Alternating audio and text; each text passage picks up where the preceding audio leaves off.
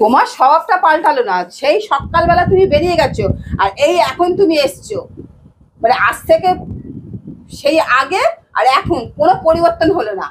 সেই বিয়ের সময় তুমি আমাকে, বিয়ের পর পর তুমি আমাকে রেখেছিলে সেই টিনের ঘরে, সেই একটা মাথার উপর টিন, চার দেওয়াল টিন, সেই ডিসেম্বর মাসে জানুয়ারি মাসে ছিলাম,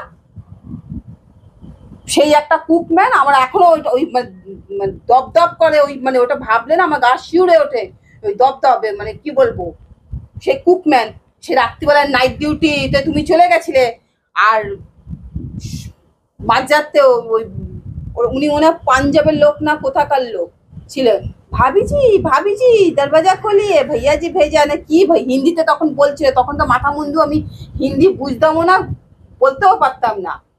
তখন আমি কিভাবে যে ওই ওখানকার ওই দূরে একটা কোন লোক, তাকে আমি জোর গলা চিৎকার করে ডেকেছিলাম বলে লোকটা আমাকে এসে হাঁক দিয়েছিল। শোনো, তখন আমি যেরকম জায়গায় পোস্টিং হয়েছিলাম সেখানেই আমি তোমাকে কোয়ার্টার নিয়ে রেখেছিলাম, আমার তো কিছু করার নেই, আমার পোস্টিংটা যেখানে হবে সেখানেই না কোয়ার্টার পাবো আমি। আর এখন দেখো তোমার, এখন তুমি অবস্থা দেখো, সেই সকালবেলা বেরিয়ে গেছো, কোনো একটা ফোন করলে ফোন রিসিভ করো না, কিছু করো না, এখন তুমি ঘরে ঢুকলে, তোমার চরিত্র কিছুই পাল্টায়নি, কোনো চরিত্রই পাল্টায়নি তোমার। আরে আমি মানুষটা তো বদলাইনি তো, চরিত্রটা বদলাবে কোথায়? একই জিনিস তো আর হয়েছে। ছেলে মেয়ের স্কুল থেকে কোনো রিপোর্ট আসলে সেখানে তুমি যাও না, ঘরের সংসারে কোনো দায়িত্ব নাও না, বাড়িতে আত্মীয় স্বজন আসলে তারা যখন জিজ্ঞাসা করে দাদা কোথায়, দাদা কোথায় আছে কি জানি, কোন বন্ধু বান্ধবের সাথে কোন গলতায় বসে আছে কি জানি। আমি কিছু দায়িত্ব নিতে পারবো না, সবগুলো তোমাকেই সামলাতে হবে সব। কেন বিয়ের সময় যখন সাত ফেরা নিয়েছিলে তখন কি বলেছিলে যে আমার বউ পিছন পিছন আসছে, সব দায়িত্ব ও নেবে? আমি যে বিয়েটা করেছিলাম এরকম তো কোনো কথা বলিনি যে আমি সব দায়িত্ব নিয়েই চলবো। সব সব দায়িত্ব তোমাকেই সামলাতে হবে। আর তুমি হাওয়া খেয়ে বেড়াবে।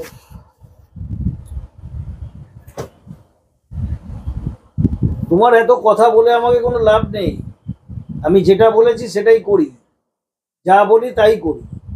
না সেটাই তো দেখছি, যে ছেলেটার জ্বর হয়েছে, যে ছেলেটাকে নিয়ে আমি সন্ধ্যের সময় ডাক্তারের কাছে গেলাম, তুমি তো এসে একবার খোঁজ নিতে পারতে, যে ছেলেটা এখন কেমন আছে না আছে, সেই খোঁজটাকে পর্যন্ত তুমি নাও না। ডাক্তার দেখিয়ে নিয়ে আসতে পারতে। সে আমি করে নিয়ে এসছি। আবার কি, ওষুধ খাও সুস্থ হয়ে যাবে। সে আমি করে নিয়ে এসছি, আমি কি তোমার ভরসায় বসে থাকবো নাকি? তুমি কখন বাড়িতে আসবে আমি তোমার ভরসায় বসে থাকবো, ছেলেটাকে নিয়ে আমি ডাক্তারের কাছে যাবো?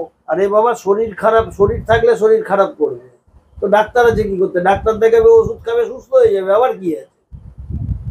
অন্য কোনো বাড়ির মহিলা হলে না এতদিনে ছেড়ে ছুড়ে চলে যেত, আমি বলে টিকে আছি। তোমাকে আমি আবারও বলেছি, দরকার পড়লে তুমি বেরিয়ে যাবে, তোমার যদি ঘর করতে না ইচ্ছা হয় ডিভোর্স নিয়ে নেবে। বারবার এই কথা আমাকে শোনাবে না বলেছি না, আবার একই কথা বলো। বলো যতটা সোজা না, কাজে করা কিন্তু অতটা সোজা না। তুমি করে নাও, আমি 4 দিন তো যখন চলে যাই তখন তো এসে দেখি ঘর পুরো নইলেকার হয়ে আছে। আরে বাবা, তখন তো 50 বার ফোন করো, এই জিনিসটা কোথায় আছে, ওই জিনিসটা কোথায় আছে, তখন 50 বার ফোন করবে। আচ্ছা ওই জিনিসটা কোথায় আছে, নুনটা কোথায় আছে, আমার রুমালটা কোথায় আছে, এটা কোথায় আছে, ওটা কোথায় আছে। আরে এটা তো তুমি আছো বলে অসুবিধা হচ্ছে, তুমি না থাকলে কাজের মেয়ে থাকবে। শোনো শোনো, বড় বড় বুকনি বলা কথা বলো না, কত ধানে কত চাল সব জানা আছে, ছাড়ো। আগে বলো কিছু খেয়েছো না, মুখের সামনে তো খাবারটা দিতে হবে। ও আমার সব বাইরে খাওয়া হয়ে গেছে। হ্যাঁ সেটা মুখ দেখলে তো বোঝা যাচ্ছে, যতই হম্বি তম্বি করো না কেন, ঘরে আসলে না তখন একদম চুয়া হয়ে যাও, মুখ দেখলে বোঝা যাচ্ছে। চলো খেতে চলো, জামা প্যান্ট ছাড়ো, চলো খেতে চলো।